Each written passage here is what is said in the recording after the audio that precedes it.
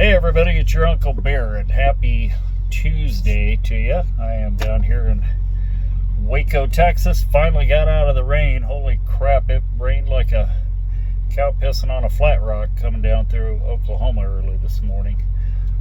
There were some severe thunderstorm warnings. I managed to time my speed, slow down a little bit. That way I could stay between the heavy rain and then coast into the light rain after the hail and high winds went through down by Norman this morning. I guess they were saying 70-mile-an-hour winds and hail and all kinds of happy horse shit. Anyways, so I'm down in Waco now. So President Trump yesterday signed an executive order saying that they need to go back to enforcing the regulation that you have to speak and read English. And I've had numerous people, I've seen comments saying, well, wasn't that already a regulation? Yes it was, since forever, since I've been driving, for sure.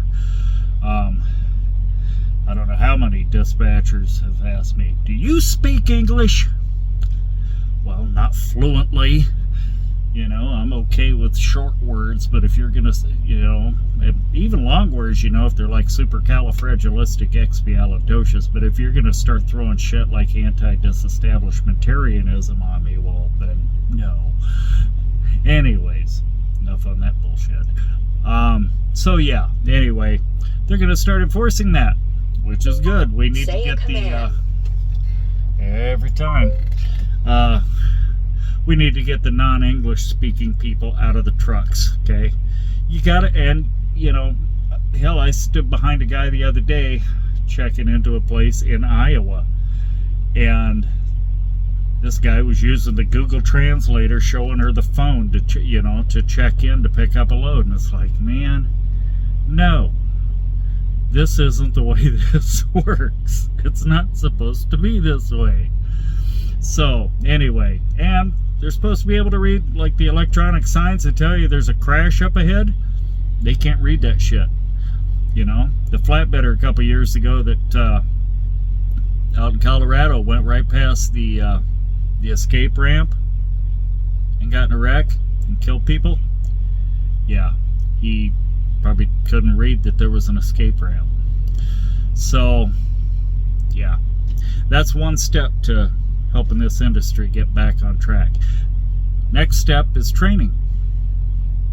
The next step is training. We've got to put their feet to the fire and have them stand up to these mega carriers that throw them through a school that everybody passes. Everybody gets a participation trophy. That graduation, that's their participation trophy. And then they throw them out with somebody that's got, 6 weeks with a trainer and 6 weeks on their own, if they live that long.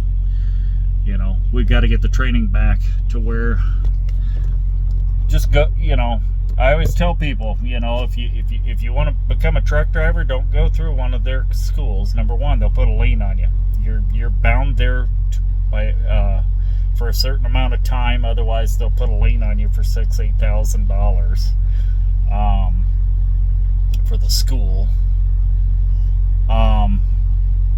Go through a VOTEC or something that's got a truck driving course, usually 8-10 weeks long, and they're going to teach you the bare minimum, which is what I learned in truck driving school. I mean, to be honest, you learn how to inspect the truck, and you learn how to turn corners and back up, and just the basics, and do a logbook. That's what we learned back then. But yeah, that, and then put them out for 6 or 8 weeks to the trainer's discretion. Give them lunch money for the time they're out with the trainer. That's their pay, just enough food to eat, enough money to eat with, and that trainer should have a minimum of 10 years experience over the road, not regional, not city, over the road and send them, I thought my trainer, if I would have known then what I know now, I would ask my trainer what the hell he did to those people, because they sent us to every shithole. We went to the boroughs. We went over every mountain pass. We went to San Francisco. We went to LA, Chicago, everywhere. We were everywhere. And we did it in the wintertime and the summertime. I was with him long, and that, I guess that's a timing deal, I got out of truck driving school and ended up with him till after, till we went home for Christmas. And that was to my benefit. He did not let me use, we had an engine brake. It was a Dynatard, which you may as well stick your hat out the window, but he didn't let me use it. And I'm glad he didn't, because, I've had a couple times where I've been halfway down a mountain pass and have my engine brake quit working. Better know how to get to the bottom without it. So, anyways, let me know your thoughts on that. And let me know your thoughts about, I've been hearing rumblings from a few places that the end of May into June, there isn't going to be any freight to pull at any rate. There's going to be no freight, they're saying. I find that really hard to believe.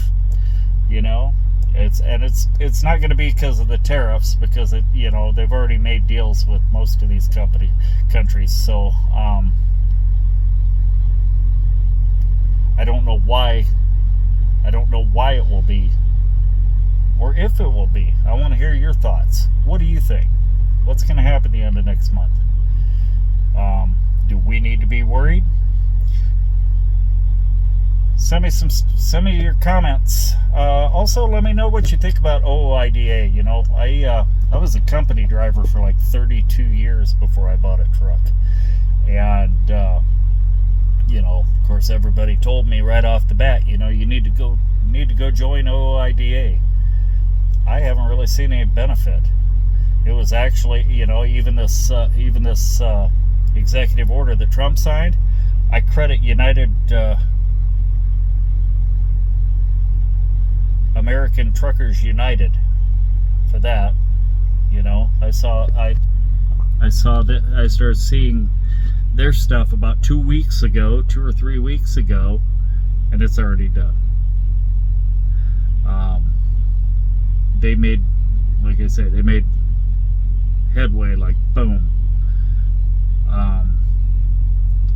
And the fact that every episode of Landline Now, I listen to it on podcast, and the first thing I hear is a commercial for Allen Lund. Which, they're like any other brokerage. It depends on who you get, whether or not you're going to get a fair shake. But for an outfit that's supposed to be a proponent of owner-operators and independent drivers, your sponsor is going to be a broker? Really? Let me know your thoughts on that too. And if you like these little videos, like it, subscribe it, share it with all your friends. All right. Have a great Tuesday and be safe out there.